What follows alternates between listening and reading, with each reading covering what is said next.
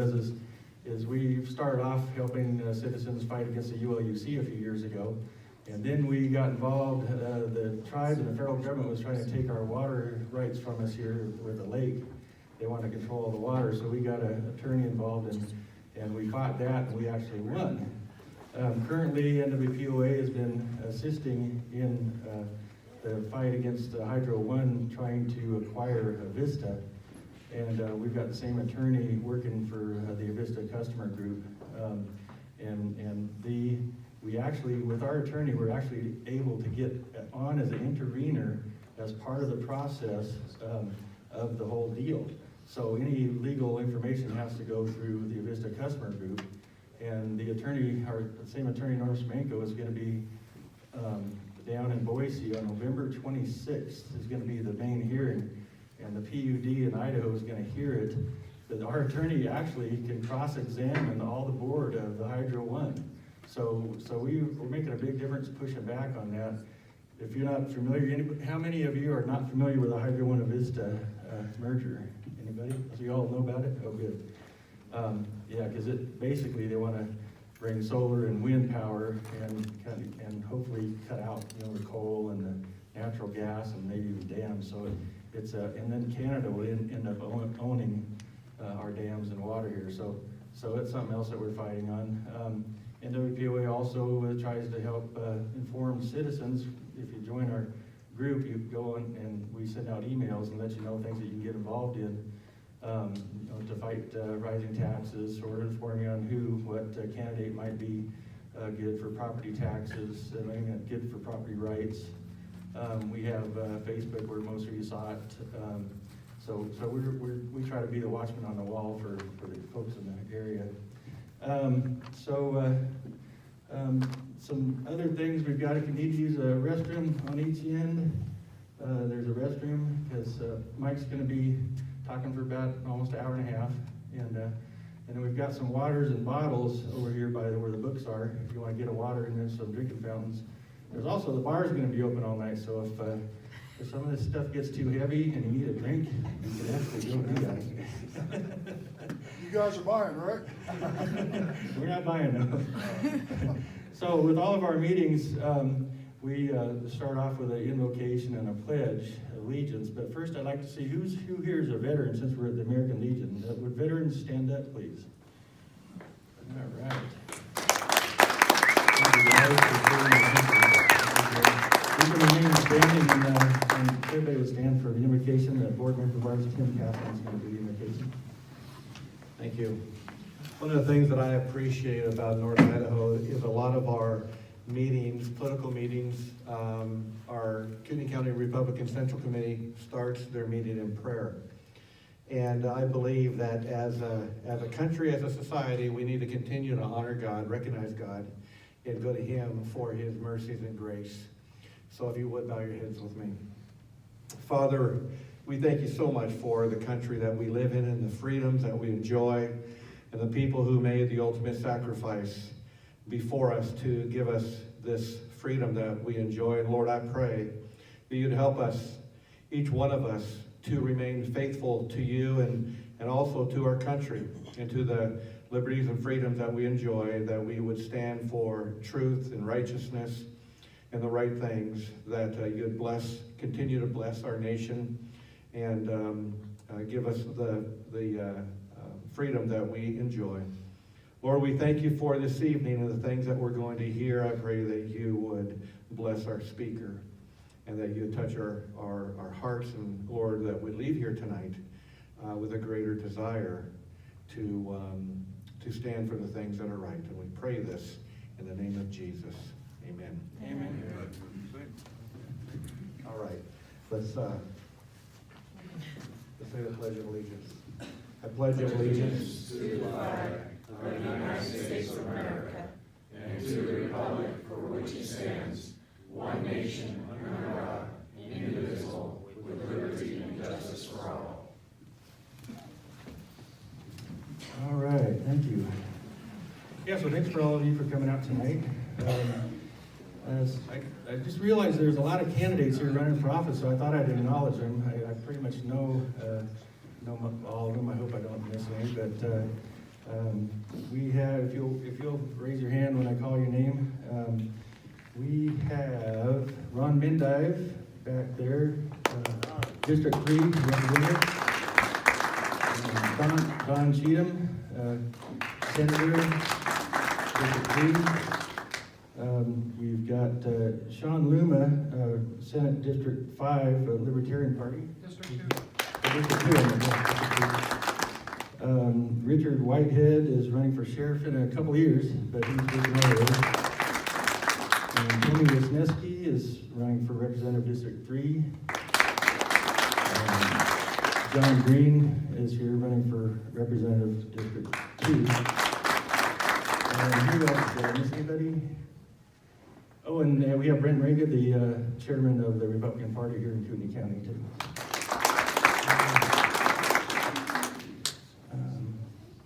Okay, I'm going to introduce our speaker tonight, Mike Strickler. He is a gifted author, philanthropist, horseman, and international conference speaker. His best-selling book, A Journey to Generosity, is widely acclaimed throughout the Christian community. He is the publisher of Generous Living magazine and writes for the Christian Post. He's here tonight with his newest book, Cliven Bundy, American Patriot, revealing the truth about what happened in Bunkerville. Welcome, Mike. All right, thanks.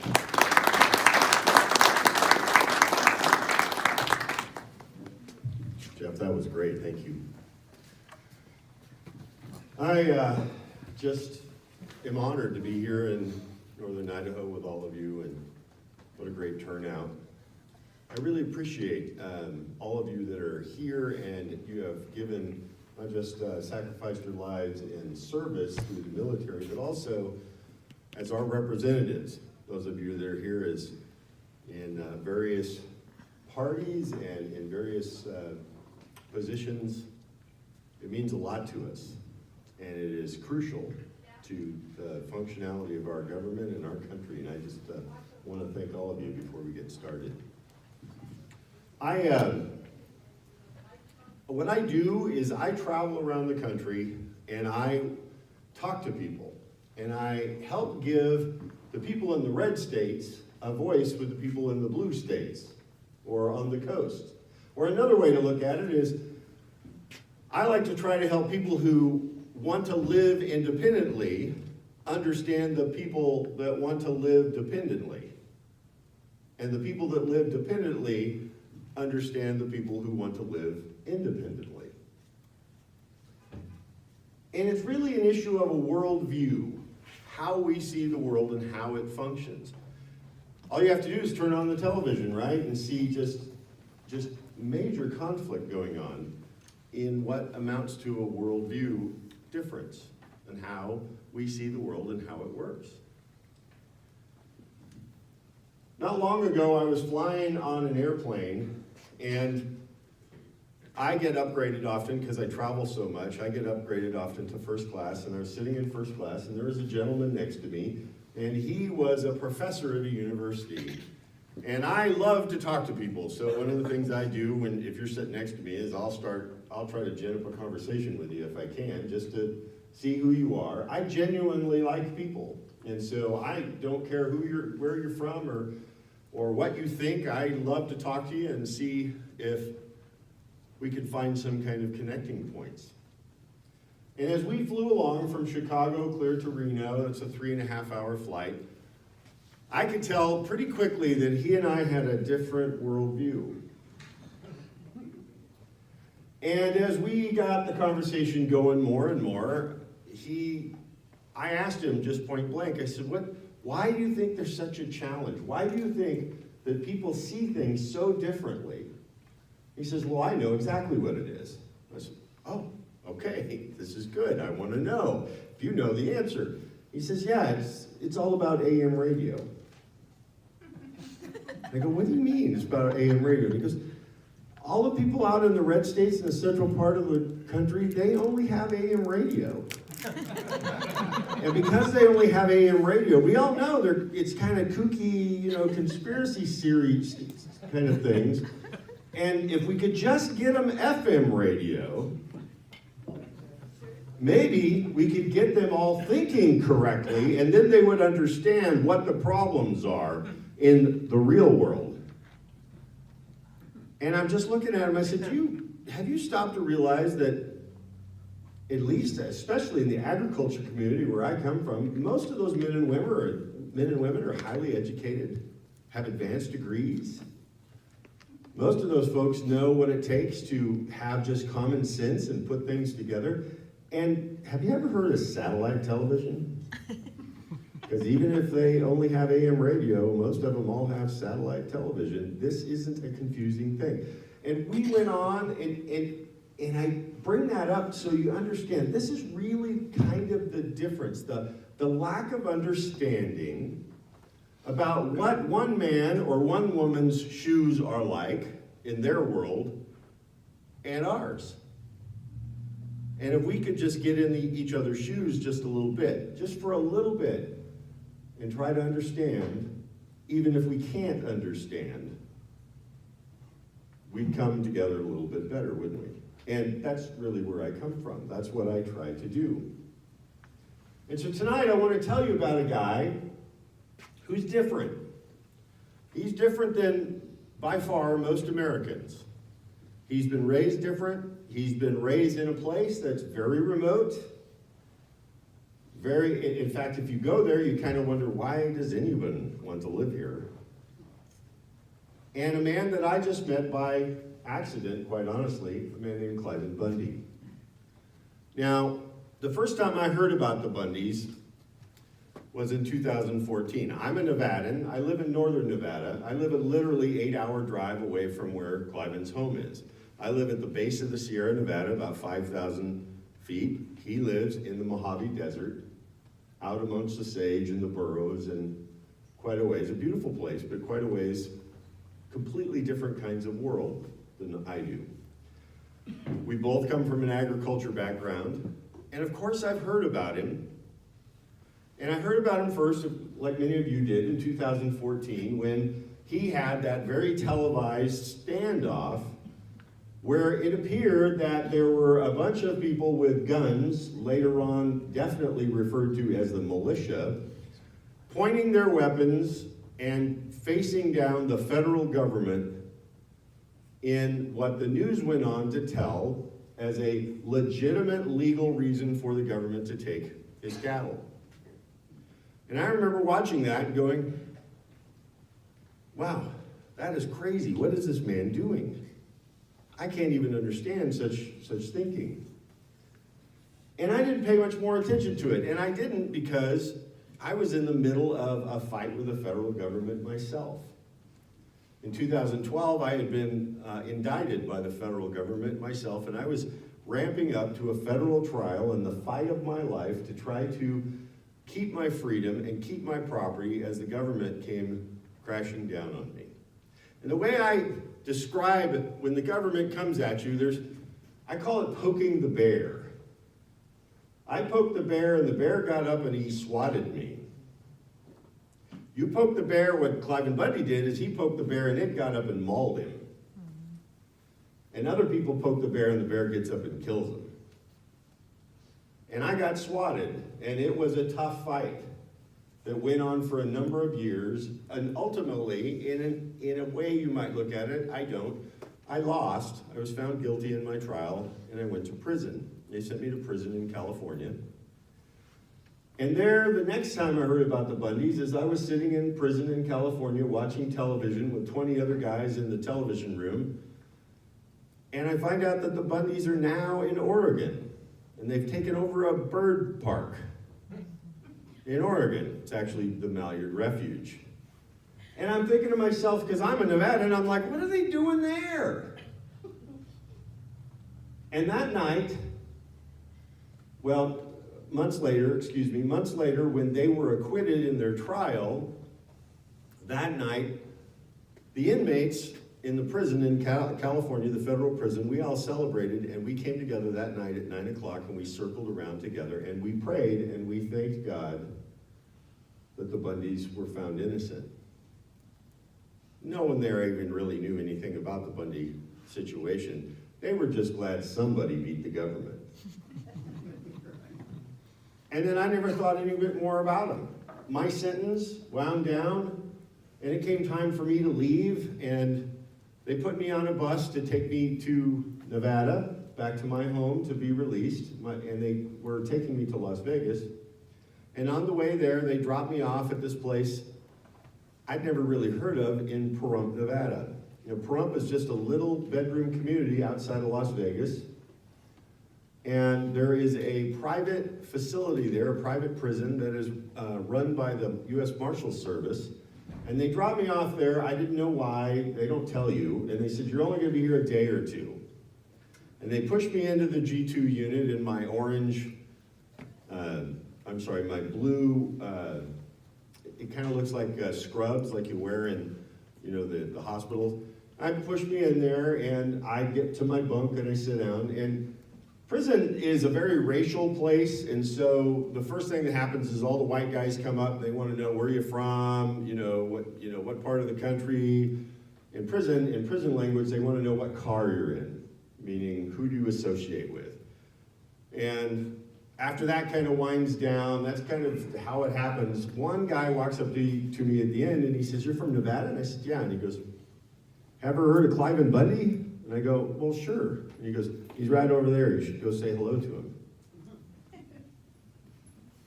Well, in case any of you ever end up in prison, I'll give you a tip. You ready? What you don't do is go talk to somebody that somebody else suggests for you to go talk to. You don't do that. So you just wait. I waited a few days, kind of got the lay of the land, and then I went over there and I walked up to Cliven and I said, "Cliven, I'm Mike Strickler, and I just want you to know that all of us in the prison in Lompoc are praying for you. And I hope that things work out for you." Cliven looks at me and he says, "Sit down, tell me about yourself." And at first I didn't do that, and then I talked a little bit more about where I was from, and then he goes, "No, seriously, sit down, tell me about yourself." And he clears off the bunk that's right across from him, which is his son's bunk, Davey. He clears it off, and we sit down and we begin to talk. Now, I'll be real frank with you. I expected to meet a wackadoo.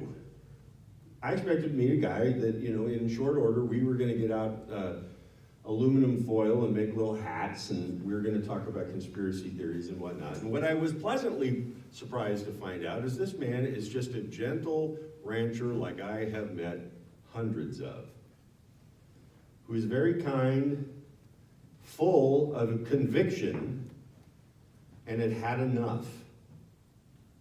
He just had enough of being pushed around.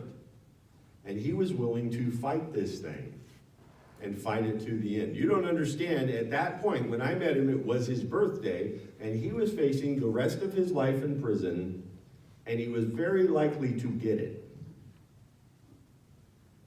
The federal government convicts 97% of the people that it points its finger at. If they indict you, you most likely are going to prison. How long has to do with whether you plead guilty or whether you fight. And Cliven was going to take it to the mat. I found out also that there were 18 other men there, roughly, in the institution of about 1,000 men and women. And that facility is there for men and women who are fighting their case with the federal government out of Las Vegas, who are fighting their case with ICE and deportation to another country, or guys like me who are being transported from one location to another under the custody of the Marshal Service, where they have just dropped me off, kind of like, how we all change planes? Well, in the same kind of thing, dropping me off to change planes. And I was only going to be there a couple days. Now, I want you to remember that. So I got to know Cliven, and over the days at first that I was there, we would just sit and talk. Now, honestly, one of the reasons I sat and talked with him is because this place is insane. There's 94 guys in this dorm. Most of them are carjackers, drug dealers, gangbangers. It's insanity. It is insanity. And to just talk to somebody who could form a whole sentence and communicate was worth it. And then we had the connection of ag. And so we would talk about all kinds of different things. One of my focuses in college was farm animal reproduction, and he wanted to know how to improve his calf crop and actually get a fall calf crop going in the southern Nevada desert. We talked at length about growing alfalfa and growing melons and all kinds of different things that were just interesting to us. And I ended up learning much more from him than he ever did from me. And as we built that friendship over time, we would exercise together. Now, if you could picture a room, the dorm wasn't much bigger than this room. When it was time to go out and exercise in the yard, everybody would go out in a yard that was about a third of the size of this room. And Cliven really couldn't, at his age, couldn't compete real well in that environment. And so he would exercise, he would walk the inside of the unit just to get exercise. And so I would walk with him, and we would walk around, just around the room together. And I remember while we were walking and talking, I would ask questions. I finally got to know him well enough. I finally said, so tell me about this standoff thing that happened. He kind of chuckled. He goes, after lunch, I'll tell you. So we sat down at a table after lunch, and he got out a yellow legal pad and a short little wood stubby pencil. Now, Cliven likes to draw when he talks. And he draws very rudimentary drawings and whatnot. And so he draws a little map of this is what happened and this is how this all came down. And I found it interesting. I didn't think much about it, but I thought it was interesting. And then we were walking again.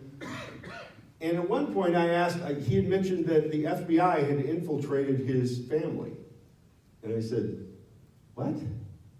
He's talking about Longbow Productions. I wrote all about it in my book, where the FBI, after the standoff, had infiltrated his family. And they pretended to be journalists. And they presented themselves as they wanted to do a documentary. And their motive was, every one of them was an FBI agent, and their motive is to get these guys to admit that they had some kind of giant conspiracy going on against the government.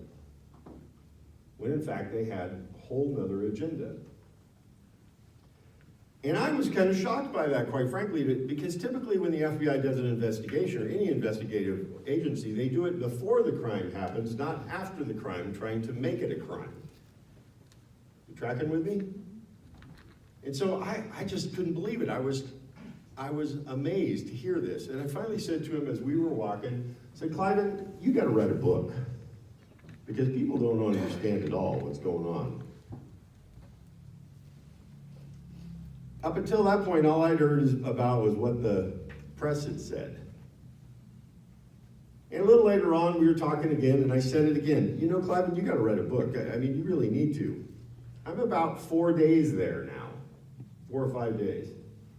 And he says, I think you should write it.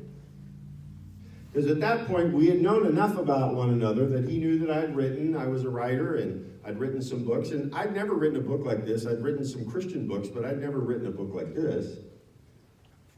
And I just kind of blew it off. I kind of just laughed and said, no, I'm leaving any day. Too hard to do. And then I went back and I said, I'll think about it. And I went back, I prayed about it, I thought about it, and I said, you know what? Maybe that's why I'm here. Maybe I'll just write this. And so we spent the next, what amounted to 6 to 7 more weeks, where I would interview him all day long. And then I got out my little short stubby pencil and took notes. See, they only give you these little pencils that they're afraid you're going to stab somebody, so they only give you these little mini pencils. And so you sit there and write and write and write. And then at night, when the place would turn insane, crazy insane, rap music and fights and everything, I would sit in my bunk and actually write the book. And then I would tear those pages, fold them up, put them in an envelope, and mail them out to my wife, Kim, which many of you have met, where she would type those as I would send them. One of the reasons I wanted them out of the institution is you could lose them really quickly, and then I wouldn't have all of that data. And I would write, and I ended up being there for 2 months. They lost me in the institution. I was supposed to go home. The only reason they ever found me is my wife got on the phone and got a hold of our congressman and raised holy you-know-what with her, or him, and finally that congressman got me out, but it took exactly almost 2 months to the day, just as that ended. And when I left, just about when he was done telling me everything he could tell me, when I left, I remember sitting in the back of the van as I'm leaving that place, and I'm looking at that institution out the back window as we're going away. And I remember thinking to myself, I will never see Cliven Bundy again, because he's going to go to prison for the rest of his life. That's how I met Cliven. I think now that those 2 months were providential, because nobody has ever been able to get his attention that long of a period of time to be able to extract that story out of him. And when I got out, I actually borrowed an office at a church in Las Vegas, and I worked with my editor, who actually lives in Las Vegas as well, and the two of us researched and wrote and researched and wrote and researched and wrote and kept working on this book until it was ready to go December of 2017, just as Cliven's criminal trial had begun. So in that, I want you to understand the story I'm going to tell you about where Cliven Bundy comes from. Now, and in fact, much of what not much, but a lot of what I put in the book are things that Cliven actually didn't know happened until he read it himself. Every page he reviewed. As I mailed back the author's manuscript to him, I would mail him back to Pahrump, and he would go over them on the phone with me, and we would go through corrections and go back and forth. Even while the trial was happening, we were doing that, right up until it was ready to go for Christmas of 2017. So Cliven Bundy lives in a house in the Mojave Desert in a little place called Bunkerville. Now, if you ever go down there sometime, it's about an hour and a half from Las Vegas, and he has 160 deeded acres that his parents purchased. And around that 160 deeded acres is 600,000 acres of free-range land that 53 of his neighbors and himself and his family have been grazing cattle for 157 years. The Bundy family came to southern Nevada, actually with the Mormon missionaries, while it was still Mexico.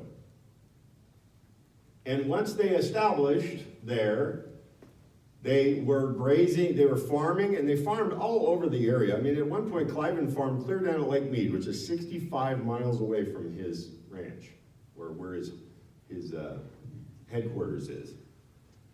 And the whole area had been grazed. At one point, not one point, for several dozen years, there was a mass Basque sheep herd, about 120,000 sheep, who would come through there and graze around the mountain and then back out. Now, I've been there, you guys. I've seen all of the water troughs. I've seen the cisterns that have been built that go back to the 1800s. I've seen them. They're all back there, tucked away.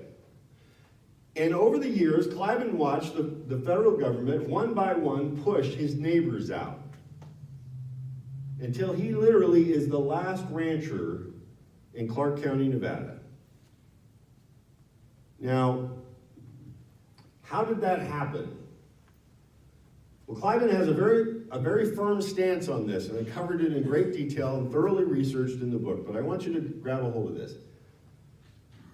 When his father and his grandfather were ranching out there, they understood that through the Taylor Grazing Act of 1934, what happened before 1934 is ranchers were all using what we term public land now, but it was just basically virgin land, okay?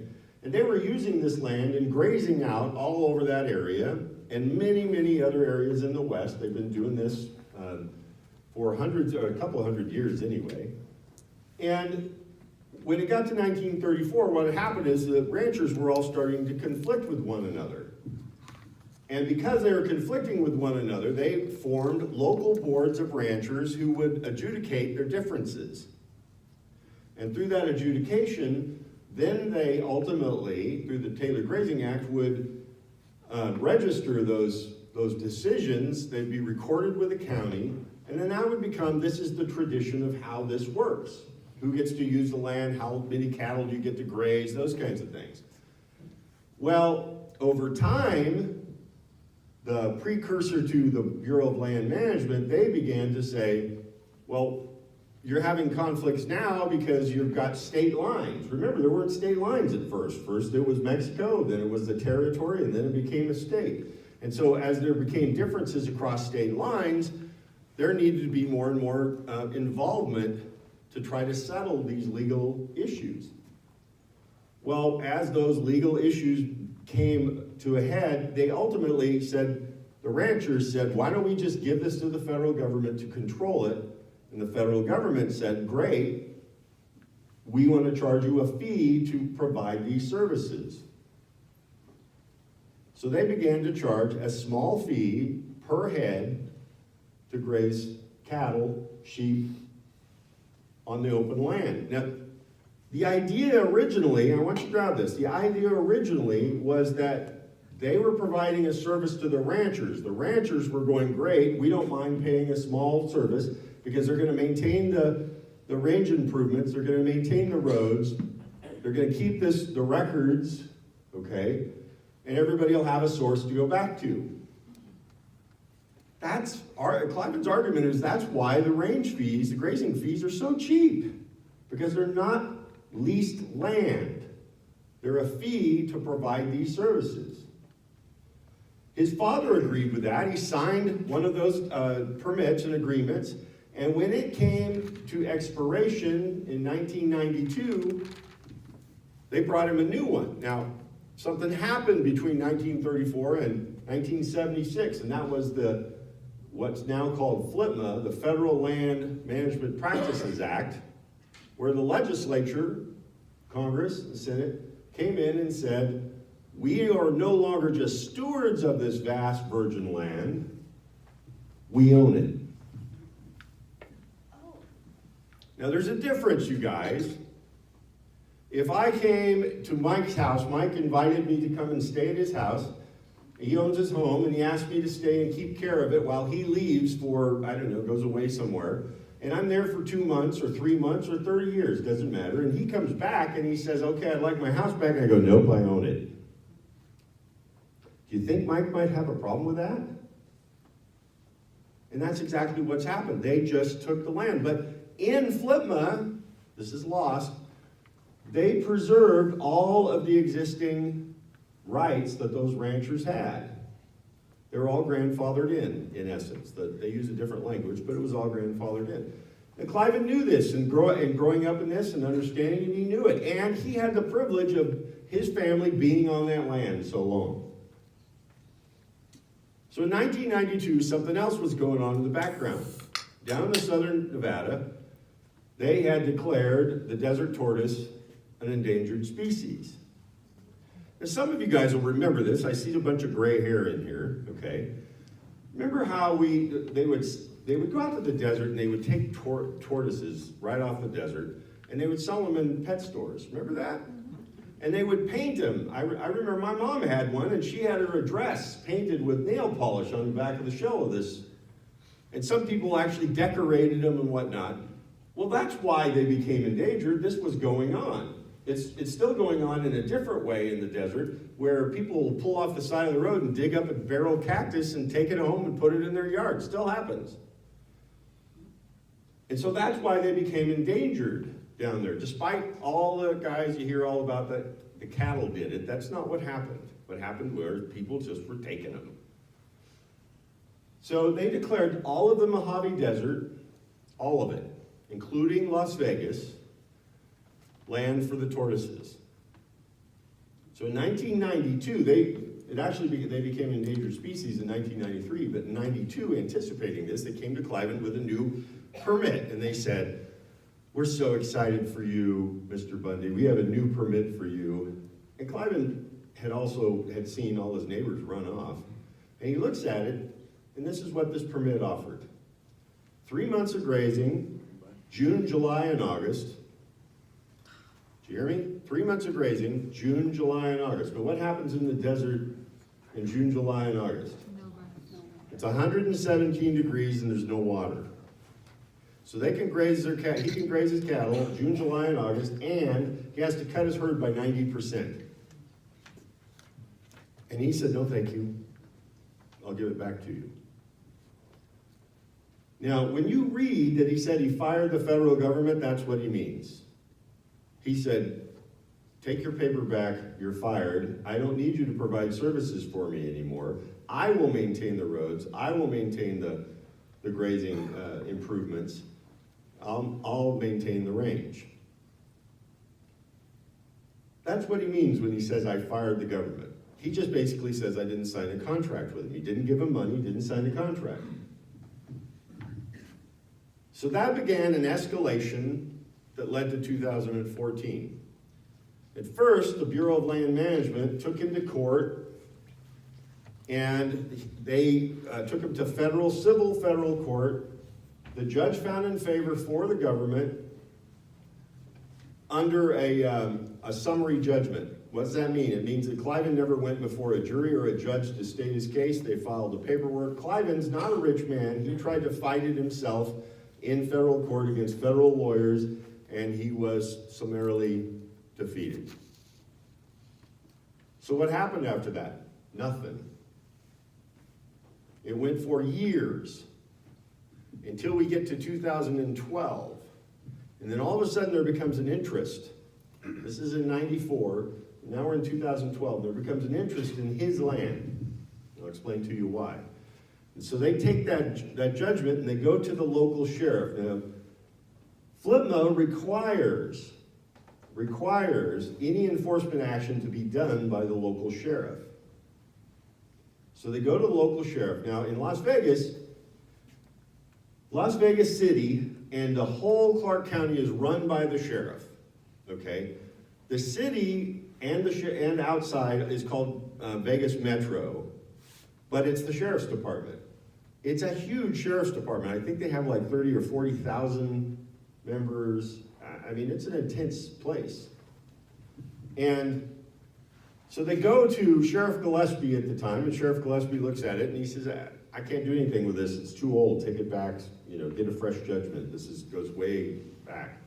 So the Bureau of Land Management goes back and they take him to court again. Again, Cliven, they lose in short order, just a couple of months, through a summary judgment. They come back to Sheriff Gillespie, and Sheriff Gillespie says,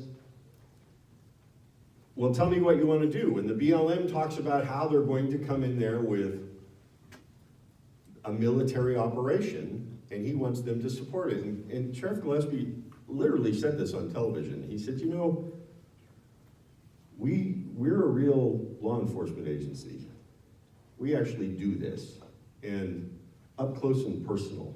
And no cow is worth human blood. And what you're trying to do is going to cause nothing but grief and heartache. He also found out that the guy that was running it for the BLM, his name was Dan Love, had lied to him a couple of times. So the sheriff said, no, I'm out. I'm not going to participate.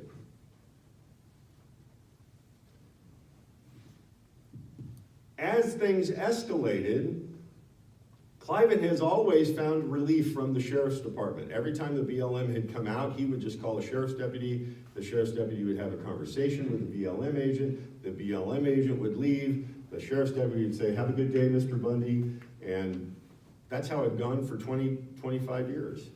So Cliven went straight back, literally got in his truck and drove to go see Sheriff Gillespie when this began to happen. And he pleaded with the sheriff, please intervene on my behalf. Protect my property, protect my freedom. That was his thing. And so when he began his protest, this is key for you to understand, in Cliven's mind, he's protesting the sheriff not supporting him. He's not protesting the federal government. So when you hear on the news, he says he doesn't recognize the government. He's not stupid. Of course he sees them there. He enjoys many things that the federal government has. What he's saying is, I don't recognize their authority here. I recognize the sheriff's authority. to protect my property, and protect what happens. So as things begin to escalate, I want to stop because we're going to get right to 2014. I want to explain to you why it's escalating and why it's escalating right now. I described to you what was going on with the tortoises, right? And that all of the Mojave Desert is now tortoise habitat. In order for anything to be taken out of the desert and become commercial property, a casino, a housing development, a solar panel farm, anything, that developer has to designate land for the tortoise somewhere else in perpetuity. They call it land swaps. How did I find out about this? Ironically, when I was in Lompoc, I was actually in the repository of white-collar criminals for the West Coast. I was in prison with Harry Reid's attorney. I became friends with him. He invented the land swap thing. And what was going on was that they were, in order to build solar farms in the desert, remember in 2008, something happened. Anybody remember what that was? January of 2008. Obama took office. Yeah, we had a new administration under the Obama administration. Remember something else? That day, all of your savings was cut in half and all your property was cut in half. And remember that? Yeah, a couple of you shaking your head. Yeah, I remember that day very much. Well, we had a new administration, and that new administration was all about renewable energy, remember? And Harry Reid, Senator Harry Reid, the most powerful senator in the country, was all about trying to get on board of all that money coming that way for renewable energy. So he was making deals with everyone in order to put solar panel farms all over southern Nevada. If you look on a map and look at the 600,000 acres where Cliven ranges his cows, to the west is a 15,000 acre solar panel farm. To the south is a 6,000 acre solar panel farm that is on an Indian reservation. And to the west is the Gold Butte National Monument now, but it used to be the Golden Butte Recreational Area.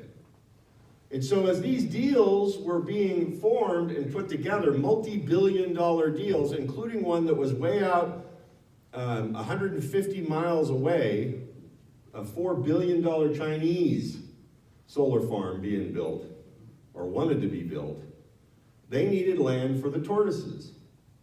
They needed to designate a place for the tortoises. Now, my sister, when I was telling her the story, my sister says, anybody give a memo to the tortoises about this?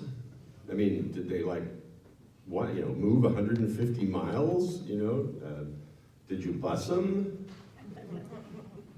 It was never really about the tortoises. It's just playing this shuffle game around. And so ultimately what ended up happening is they focused, Harry Reid and all of those environmentalists and all those agencies where all this money was coming into that area, they focused on Cliven because why not? He's just this old scofflaw that doesn't have any money, and we already got a judgment against him, so let's just kick his butt off the land. And what they never anticipated is his resolve. And ultimately the resolve of the American people. So they began to escalate stuff. Now, there's a couple other pieces to this.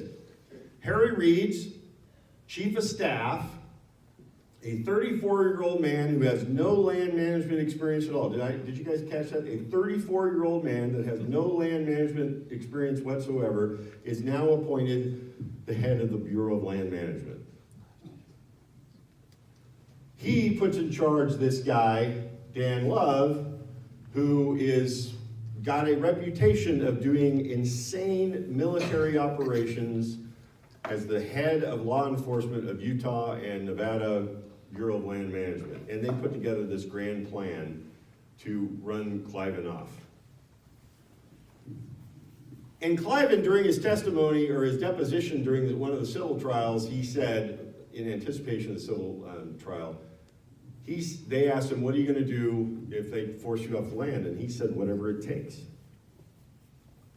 And they go, what does that mean? Whatever it takes. Well, does that mean you're going to bring guns, and he says, those are your words, whatever it takes, you define it. I've read the deposition, that's exactly what he says, whatever it takes. And he never said anything other than that. So they connected that.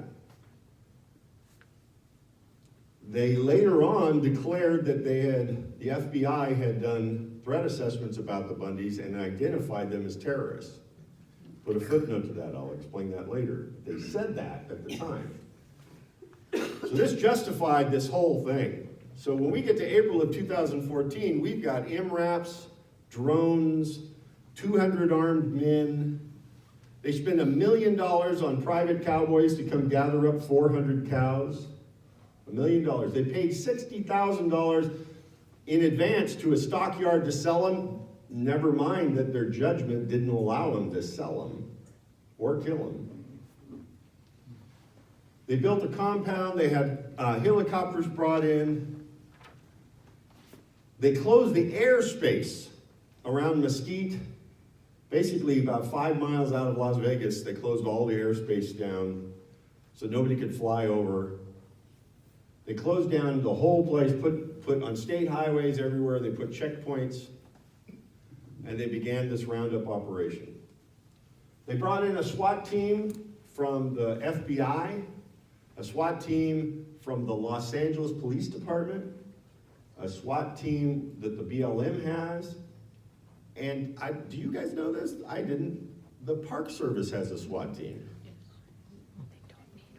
They brought in a Park Service.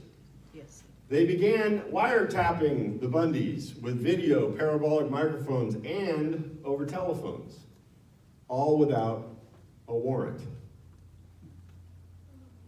And when I met Cliven at first in Pahrump, he told me about there were snipers surrounding his place.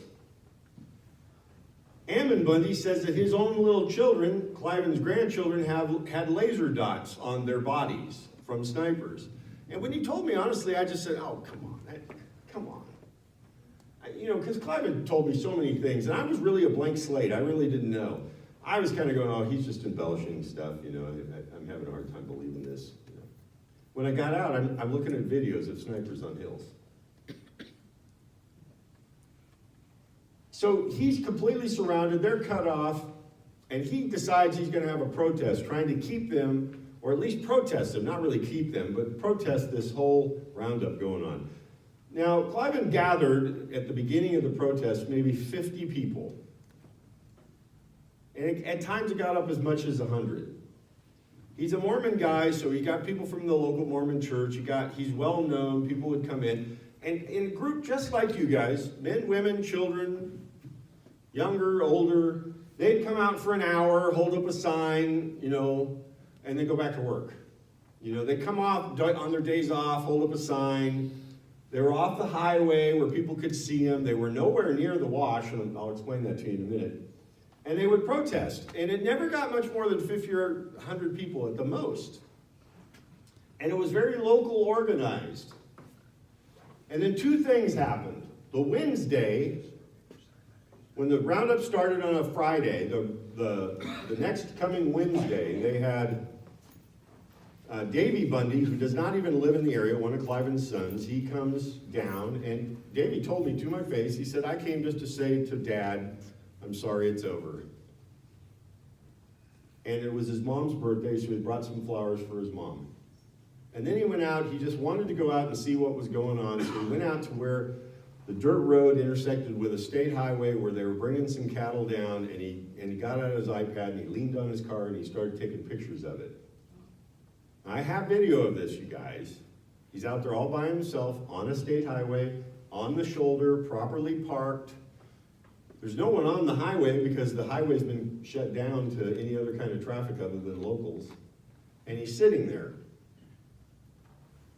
And here comes 18, 20 BLM and park rangers come down in formation step, walk down off the hill, come over to him, confront him, say, why are you here? He goes, I'm taking pictures. You can't do that. He goes, well, why not? It's my First Amendment right to sit here and take pictures. I'm not hurting anything. They said, no, if you want to practice your First Amendment rights, you have to go over to the First Amendment zone that we made 10 miles away where you can practice that. And then we told them, no, my First Amendment is where I'm at. And then they picked him up, threw him on the ground, stomped on his head, sicked a dog on him, took his iPad, handcuffed him, put him in the back of a police car, a Bronco, took him back to the compound where their headquarters were, left him in the car for a few hours in the heat, in the sun, took him out of the car, did a perp walk around so all the other cops could see him, put him back in the car, left him there for a couple hours, and then finally drove him to a jail that evening at dusk, back in an hour and a half back into Las Vegas, put him in jail. The next morning, he was transported from the jail over to the federal courthouse, where he sat for about 2 hours. Then they interrogated him, and the only questions they asked him is, how many wives do you have? Because he's Mormon.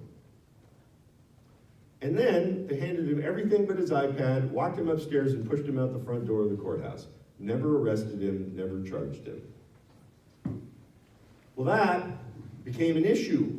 And it started to get the nation's attention, but that wasn't on video. The video I have was from camcorders, uniform cams and camcorders in the cars of the law enforcement. Nobody was there to video it. So a couple of days later, the protesters are still going on, and they get report of a truck. The BLM has a dump truck and a flatbed, and on the back of the flatbed is a backhoe, and they're coming across the desert. And the Bundys want to know what's in the back of the dump truck. Why are you out there with a backhoe? And they're thinking that they're killing his cattle and burying them, which again is not part of the warrant. The judgment. So the protesters go, because they know the area, and they wait at the intersection where that truck's going to come into the highway, and they stop it, and they want to know. Well, BLM come down on these protesters, and again, men, women, children. Looks just like this group of people right here. And on video, I've seen it, one of the officers, who's my size, walks up behind an elderly woman, I shouldn't say elderly, she's about the same age as my wife, and about the same size. And he picks her up like a sack of grain, grabbing her down between her legs, and grabs her shoulders, and throws her on the ground. Oh my gosh. She didn't even know it was coming. And that's on video. Well, Ammon Bundy is upset, and he's coming in, he drives up on his ATV, and he's mad, and quite frankly, I don't blame him. If you'd done that to my wife, I'd have probably gone to jail too that day. And they tased him 4 times, and they sicked dogs on him, and the protesters got so angry about it all that they finally backed away and arrested no one. But that was caught on video. And that went out over social media. And in 2 days, it had 400,000 hits. In a month, it had over 1 million hits. And that's what started getting people from all over the country to come to Bunkerville to support the Bundys. Now, some came with really good motives, and some came with really bad motives. And Cliven said to me, the only thing I did to them, for the people that started coming, was just be hospitable to them. I gave them water and a place to park. And I appreciated the fact that they were there to stand with me. Now here's some key things to grab a hold of. By Thursday, this has gotten so crazy out of control, the BLM doesn't like the way it looks. Thursday, they decide to end the roundup operations. How do I know that? Because in the court testimony, Dan Love said, I was ordered to cease the operations, and we began destroying the evidence. So they started shredding everything. Now, in the courtroom, it's hilarious. They show pictures of trash bags, the big 40-gallon ones like you'd use in your yard. There's a dozen of them stacked in a row of shredded material. And they brought one agent after another up there, and they said, yep, it was shredded. Nope, I didn't do it. Yep, it was shredded. Nope, I didn't do it. Until they went through every officer who was there. Nobody did it, but yes, it was shredded. They shredded all the evidence. That was Thursday night. By Friday, they have a meeting with the head of the BLM, the U.S. Attorney Dan Bogdan in Las Vegas, 2 prosecutors who end up being the ones that prosecuted the Bundys, 2 of the 3, Dan Love and the sheriff, and they all have a meeting. It's unclear if it was all in person or some of it was over the phone, at least some of it was. And they decided to officially end the operation on Friday. And they made a plan, and it was to make sure that Cliven Bundy pulled the pin on the cattle. Now, what does that mean? All the cows were now gathered, and they were in a Powder River, most of you probably know about this, Powder River paneled chutes, corrals, and there's a pin that holds these panels together, and his job, they wanted to make sure that Cliven pulled the pin, because if he pulled the pin, they could get him for interfering with a law enforcement operation. But they decided to end it. So Saturday morning, Sheriff Gillespie drives out to see the protesters at 8:30 in the morning. He comes to the stage. He tells all the protesters, the roundup is over. Just give them time to be gone. And they wanted days, and the protesters said, no, you have hours. And Cliven said some crazy things. I'll let you read about that in the book. I explain why he says them. And ultimately, Sheriff Gillespie leaves and says, I'll go find out when they will be gone, and I will come back here and tell you. The protesters gave him an hour and a half. Actually gave him an hour, and they waited an hour and a half. Ultimately, that hour and a half went by, and then the protesters decided, now Cliven Bundy said, let's get her done. He said, let's go down and get the cattle. Let's get her done. And the reporters reported it, get your guns. Okay, it's not what happened. I've listened to the video. I've had it transcribed over and over again. He says, get her done. So all of those folks that are there's some 50 horses and 220 protesters, men, women, and children. They get in their cars and they drive to where they're thinking they're going to go to the compound and let the cows loose because everyone's gone, right? That's what they understand. But when they get to the compound, there are officers there, basically have put up, what am I looking for? I lost the word. Barricade. Yeah, a barricade, thank you, that's the word. A barricade, so they couldn't turn in off the highway to where that was. So they turned off to the right, and they began to park off onto the right off the highway. And then they all wandered down. Nobody planned to go to the Toquap Wash, nobody did. And they started walking down to the wash because they knew they could get up, at least the Bundys knew that they could get up to the compound through the wash. And so people were parking and just naturally kind of flowing down there. And if you watch the video, just a few people are going down, and then there's a dozen people going down, and then there's a couple hundred people going down. And when they get down the wash, they find under the bridge, of the freeway bridge, a barricade there, and agents all pointing weapons at them. Which was different than what was going on up there. Those guys looked more like just a checkpoint. Down there, they were pointing guns at them. And when you listen to the audio tape, it sounds like they say, we have been authorized lethal force. They say that's not what they said, but it sounds like it. So if you're down in that wash, you'd wonder what was going on. Ammon Bundy ordered the men with long rifles to go to the back under the second bridge and get as far away as possible so it would not look like, it would not bring any tension to the situation. And then Ammon gathered everyone together, Ammon and Ryan and Davey gathered everybody together, and they knelt in a circle and prayed. And then they waited. And what they're waiting for is the horses to get there, because the guys all the people in the cars got there faster than the people in the horses. It was 6 to 9 miles away from where the stage was. Cliven Bundy stayed at the stage. He stayed at the stage because he promised to wait for the sheriff to come back, and the sheriff was going to tell him what happened. So he waited. He never went to the wash that day. He never had a gun. He never had a rifle, though he was charged for pointing rifles and threatening and assaulting law enforcement. And he wasn't even in the wash. Never once did he go there. They didn't anticipate that. He stayed, again, 6 to 9 miles away, depending on the route you take. So they're down there. Now, any of you guys know Todd Engel? Okay.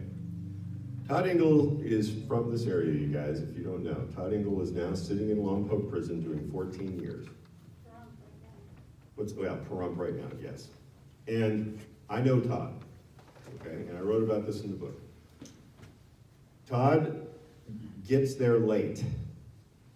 He's driven from Idaho, he gets there late, all this is going on down in the wash. He comes out in full kit, he gets out of his truck, he comes out in full kit, he comes out onto the bridge, and he sees snipers on the hill, he sees all these men, women, and children in this canyon, and armed federal agents pointing their weapons at him, and he quickly assesses the dangerous situation that's going on. And he turns around and he hightails it up to a sheriff's deputy. And he tells the sheriff's deputy, you guys need to bring this to a conclusion right now before somebody dies. Because it's just gonna take one bad thing. Something bad happened and gunfire is gonna go off and people are gonna get slaughtered. And I've heard the traffic, you guys. The sheriff gets on the radio, he gets a hold of his command, they get to going back and forth, he races off, you can continue to hear this, and the sheriffs finally begin to intervene. The sheriff said, when Sheriff Gillespie left, he had left the undersheriff there, Sheriff, I'll get to it in a minute. I'm sorry, I'm having name Alzheimer's tonight. You guys know what that's like? It's kind of like Alzheimer's, but it's only names. And anyway, he leaves his undersheriff there and a couple of the captains and a sheriff's force, and you can hear them go back and forth. And the BLM actually is asking for permission to start firing. They want to shoot the guys on the bridge. And you hear the sheriffs going, no, ceasefire, delay that, ceasefire, do not do that. They're screaming back and forth at each other. And there becomes this big, intense argument amongst law enforcement. And down in the wash, Dan Love and the Bundy boys are having an argument about, well, Dan Love wants Cliven to come and negotiate a surrender. And he won't do that, or a ceasefire. He won't do that, Cliven's not even around. So then they finally go back and forth and have this argument, and bringing that all to an end, what ends up happening is the sheriffs command the BLM to stand down. And then they actually go down and stand in the middle of the whole thing. Not with flak jackets on or anything, just regular uniform. They stand in the middle, and you can see him turn around, and Sheriff Roberts orders the BLM, back off, back off. No one's gonna shoot you here, back off. Until they slowly, in full position, in stacked formation, back up the road. Till the whole thing ceases. And then there's this very compelling moment when Ammon looks at Sheriff Roberts and says, you could see the emotion kind of drain out of him. Ammon goes, would you stay here? Would you stay here? He goes, yeah. There's 3 sheriff's deputies standing in between this whole disastrous nightmare. Todd Engel came back out and stayed just for a little time on that bridge, and then went back. He spent an hour and a half on that bridge, total time, never pointed his weapon at anybody, never got it out of low-ready position, and he's doing 14 years in prison over it. When finally they all left, they came out that same road, that same exit that they had originally barricaded. All the men and women came out, law enforcement came out. Now remember, it was over. The Cowboys left on Friday. The FBI left on Friday. The LA SWAT team left on Friday. There was nothing left but just the BLM and the Park Service guys were left there. And as they all came out, there was 200 guys there, still. And as they got men and women, and as they all came out, the crowd hooted and hollered and flipped them off and called them names, and they weren't the most graceful Christian guys in the world as they were leaving. They were angry, and everybody left. I mentioned to you, when I last saw Cliven in Pahrump, I left thinking those men, I would never see him again. Worked on the book, and when we got to the trial, which started in November, before the trial started, they finally got Dan Love. Now, if you don't know this, there were 2 trials prior to the trial with Cliven, Hammond, Ryan Bundy, and then Ryan Payne. There were 2 trials prior to that.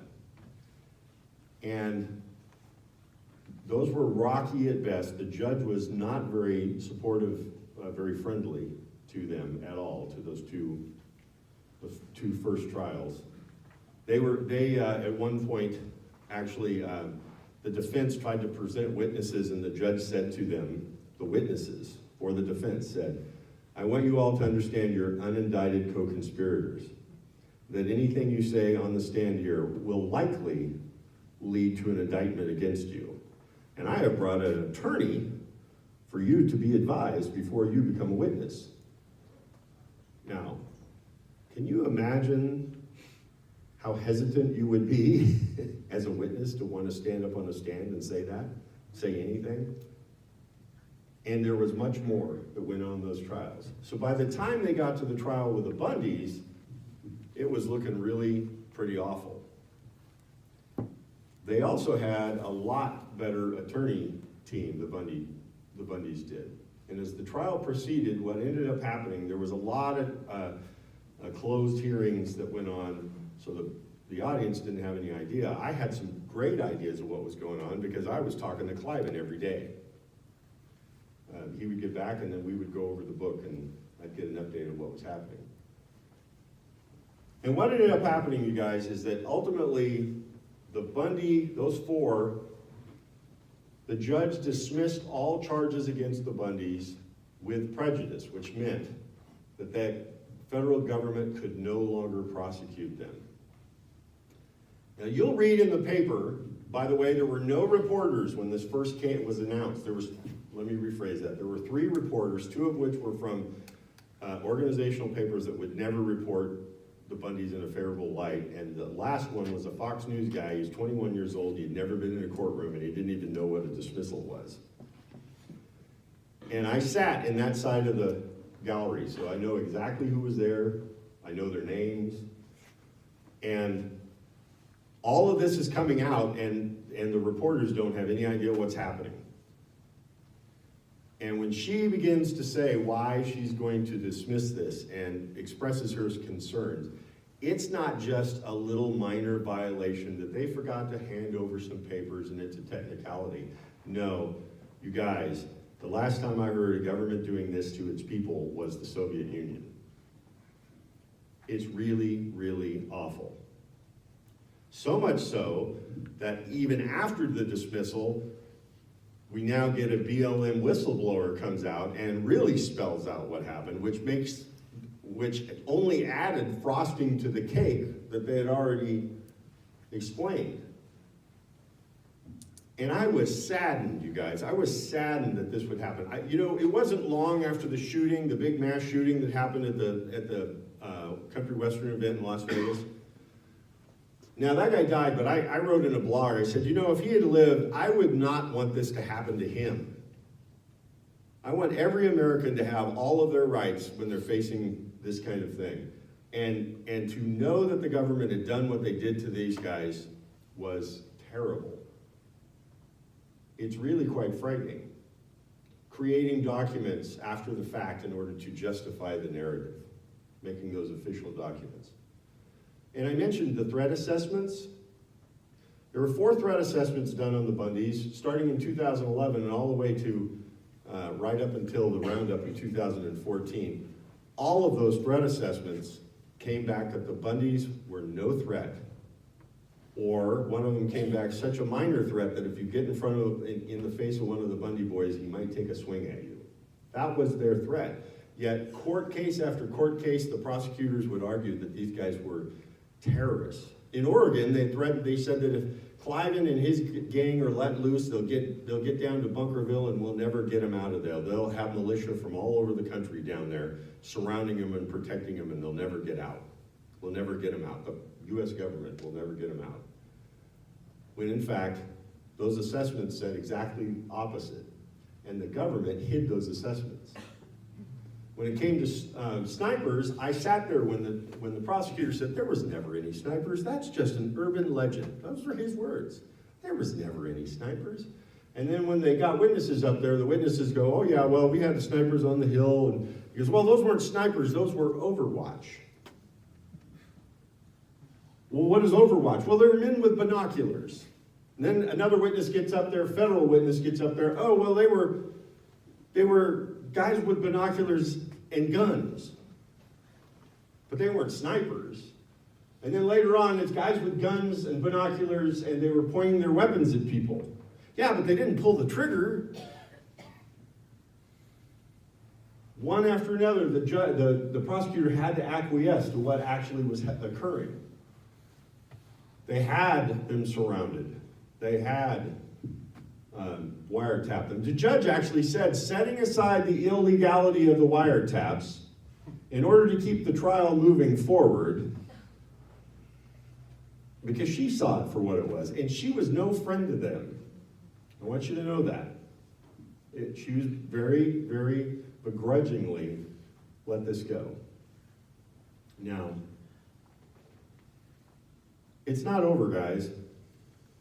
The Bundys, they were dismissed, and many of the other guys, their cases were dismissed of the 19. I mentioned 3 of the men remain in prison, and the prosecution filed an appeal on that dismissal that will go before the Ninth Circuit, and if the Ninth Circuit finds in favor of them, then they'll all be reincarcerated and the trials will all start over again. So it's not over. And though they're free today, and they're trying to pick up their lives after 700 days in jail for what happened from after being out almost 2 years, and then they put them in prison for almost 700 days. So what's going to happen in the future, only God knows. One last part about the book, I did some research about the prosecutors, and I found some stuff that nobody's written about. And I would really encourage you, because this, what it really comes down to is these set of prosecutors from Las Vegas practice this kind of stuff. They have a record of doing it. And I'd love for you to read about it. I was really excited to find it, and somewhat, it was one of those moments, you know, at 58 years old, you jump up and I run into the other room to my wife and I go, oh my God, wait until you read this. Because it's just amazing to find out. What are your questions? You gotta have some questions. How many cattle did they kill? It's unclear. Somewhere around 12, and the reason why it's unclear is they dug a big hole and put them in a mass grave. And when I was with Cliven and we talked about it, he said, you know, the only way we'll know for sure is we get out there and find some graves. Here is one thing to know. 50 babies, 50 calves, found their way back to the ranch with no mamas. So they were either ran to death by the helicopters or shot, but there were 50 calves that they bottle fed to keep alive. And that was one of the things that Sheriff Gillespie didn't want to happen, is he goes, you know, you guys are gonna try to do this roundup in the middle of calving season. It was April. And you're gonna have a nightmare. These cows are wild anyway, and you're gonna try to separate them and run them down with babies on their side. It's gonna be nearly impossible, and that's what they discovered. So they were killing babies. They also, I put this in the book, they took some of the animals to the stockyard. How do I know this? Because they all had stickers on them, sales stickers on them, when they were released back out into the desert. Bunches of them did. Now, the only way you get a sales sticker on is if you actually have arrived in a stockyard, down that ramp, and the brand inspector and the stockyard owners putting stickers on them. And then something happened, and they loaded them all back up and brought them back. Again, the court order only allowed them to hold the cows, not to sell them, not to kill them, just hold them. And they were already in process of doing that. They had paid 60 grand to the stockyard to do it in advance. I mean, I've been doing this a while. I never heard of that before. They get a commission. You don't pay them in advance for it. What other questions? Come on, these two ladies. What was the charge for the man that's in jail for 14 years? Well, all of them had similar charges, but they came down to conspiracy to interfere with a federal agent, bringing weapons across state lines, interstate trafficking. And see, one of the things you guys don't know, and I'll give you a quick lesson on this, in the federal court system, not the state systems, those are different, but in the federal system, if you're charged, you're indicted with, let's say, 14 charges, and you go to trial, and the jury only finds you guilty on 2, you're sentenced on all 14, as if you did it. And I sat in Pahrump, and I tried to explain this to Todd, because Todd was still learning the ropes, understand? And I said, Todd, he goes, I'll only get 4 years at the most, and I've already done 2, so I'll be out of here. Worst case scenario, I'll be out of here in 18 months. And I go, no, they're gonna try to put every charge on you. And that's why he sits in a medium security facility right now, is because he has gun charges. Because they sentenced him based on all 14, even though he was not found guilty on those other 12, he was sentenced on that. And that's not just the Bundys, they do that to everyone. They do that to everyone. What was your question? So you said there was 17 total that were arrested? 19 total. 19. Did that include the Bundys? It does. Okay, and then out of those people, 3 are still? 3 are still locked up. A handful of them pled guilty to various charges. Some of them charges were dismissed, okay? And one of them, the guys that pled guilty on various charges, one of them's got 7 years prison time. And another thing you guys have to understand, when you plead guilty, you're saying to the judge and the world, I did it. And there's really no backing out of that. Even if the evidence you can do it, but even if the evidence is really dramatically showing otherwise, you've said, I did it. And so those that pled guilty are really in trouble. The 2 guys that didn't, one has 68 years in prison, the other one, Todd Engel from Idaho, has 14 years in prison. They're fighting their case because they were never privy to all of the stuff that the government was hiding from them. They have a strong case, but it's gonna take years to get there. Years. It's really sad. Yes, sir. Any chance of a pardon from our president? If you guys are praying, folks, I'd ask you to do this. Just before I came up here, I actually had a request from the White House for my book. And the legislative aide that requested it is the actual guy that worked on the Hammond's pardon. So you know what I did? I FedExed it to him and I prayed over it, and we'll see what happens. I don't know. I really don't know. He did say that Trump did say leading up to it that he thought the Bundys got a bad deal, leading up to his election. Yeah. But he said a lot of things too. Yes, sir. So when it comes to the BLM and the charges that led up to, 92, I think I heard you say, something in the 70s, 1992, and those fees or fines or the assessed monies that they were trying to levy against the Bundys, whatever had come about that? We've all heard the $1 million number, right? Okay, we've all heard it. Anybody hear that the Bundys owe $1 million? Yeah, okay. This is a thing that just drives me crazy. It's one of those moments where when it happens on television, I want to throw the remote at the TV, okay? Cliven told me I owe nothing like that.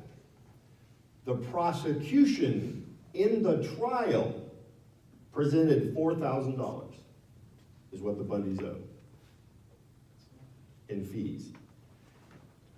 They tacked on another $360,000 for counting cows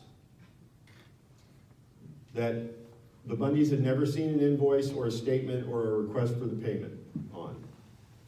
But it's $4,000, you guys, and where the $1 million comes from is an MSNBC reporter. I've chased it down, okay? He's on there and he says, well, they must owe $1 million over 20 years. And that became fact. And to this day, I have reporters argue with me over it. And I'm like, does it matter that the prosecution presented $4,000? No, it doesn't matter. Because this is the truth. What's that? Facts don't matter if Facts don't matter, not anymore. What are other questions? Come on, you guys gotta have some good ones. Yes, sir. I got one for you, actually, Michael. Sure. What did you do to cause the government to unfriend you? There's a lot to my story, but basically, the IRS came after me. And the IRS wanted me to plead guilty, and I refused to do it. And the short end of the longer story is I sued the government and I won. And my lawyers were preparing a $13 million judgment against the government, so they responded by filing criminal charges on me. And that put the civil case away, and then what they came at me, the very first thing they said is, we'll give you no time, plead to a felony, we'll give you no time, but you have to give us a civil suit back. And I said I wouldn't plead guilty. And then another year later, they came back and said, I'll give you a year, but you gotta give us the civil suit back. And I said, nope. And then when I got scared, I said, I will plead no contest, because I'm not gonna plead guilty to something I didn't do. And they said, no, you have to plead guilty. And so I took it to trial, and I lost. And ultimately, remember how I said to the young lady, I said, you know, the problem with what happened I learned it firsthand. I basically had 2 years coming, a year, 18 months, and sentenced by the sentencing guidelines coming, and they tried to give me 10. And my new attorney, a very smart guy who used to be a prosecutor, used my last chip in the game and negotiated with the prosecution to give me 30 months, 2.5 years, if I give him the civil suit back. And the argument he had with me was, look, if you can't tell they're gonna fight you forever, you're running out of money, and you're gonna be in prison at 55 years old, you're gonna be in prison for 10 years. Do you want that to happen? I said, do I have to plead guilty? And he said, no. And I said, make the deal. And here's what's frightening about that, you guys. So they did something, on my case, they did something that's very rare. They did what they call a post-conviction agreement, which is a contract between the prosecutor and the defense that says this is what he'll get. And then we go in to the judge, and the judge just rubber stamps it. The judge doesn't even participate in my sentencing. And that's the whole point of a judge. That's how south this whole thing has gone, you guys. It really is. It's really kind of south. And I want to be clear to everybody here, I have no sour grapes over it. It turned out to be a blessing.